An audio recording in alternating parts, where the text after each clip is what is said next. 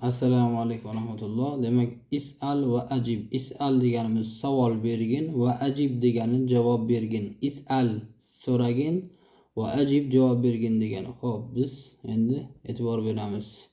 Xo'p, aynal kitob. Ayna qo'shimchasi qayerda degan ma'noni beradi. Al kitob kitob qayerda savol beramiz. Ayna degani qo'shimcha faqat savol berganimizda qayerda deganida ishlatamiz va gapni boshida keladi. Shunaqa funksiyaga ega. Masalan, kitob olasanmi? M qo'shimchasiga o'xshash. Ayna degani qayerda deb turib, so'roq gapda ishlatiladi. Aynal kitob, kitob qayerda? Javob beramiz. Al kitob. Gapni endi nimaga haqida savol bergan bo'lsa, o'shandan boshlaymiz gapni. Kitobga alif lam kirgizib turib, al kitabu alal maktabi deymiz. Kitob partaning ustida. Ana bu ala qo'shimchasi kelgandan keyin maktabiy qilamizning ma'nosini beramiz. Al kitabu alal maktabi demak kitob partaning ustida. Al kitabu alal maktabi demak kitob partaning ustida deymiz. Keyingi savolimiz aynal misbahu. Ayna degani yana qayerda degan ma'noda. Al misbahu degani ana bu yerdagi chiroq.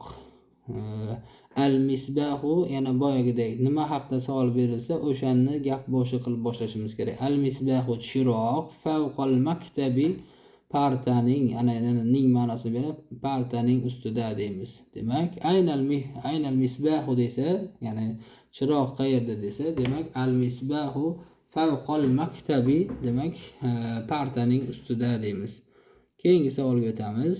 Xo'p. Aynal muallimatu. Ayna qayerda degani al muallimatu o'qituvchi ayol qayerda savolini beryapti, javobini beryapti. Al muallimatu ya'ni o'qituvchi ayol amama oldida, at-talamizi o'quvchilarning oldida. Demak, muallima o'quvchilarning oldida deb javob beramiz.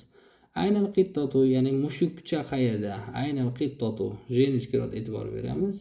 Aynal qittatu al qittatu tahtal maktabi. Demak, mushukcha partaning ostida. Ana bu yerda bizga i'ni tashab ketdi, o'zimiz qo'yib qo'yamiz mana.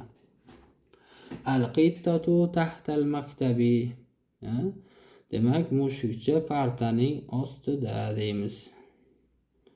Xo'p, keyingi savolimiz va javoblarimiz. Demak, aynal muallim o'qituvchi ya'ni erkak o'qituvchi qayerda? Al muallimu xalfa talamiz. Al muallim o'quvchi ya'ni muallim xalfa talamizi talabalarni ya'ni o'quvchilarning orqasida. Xalfa degani orqasida ma'nosida. Aynal kuratu ko'p-to'k qayerda? Ayna qayerda ma'nosida. Kuratu deganimiz ko'p-to'k.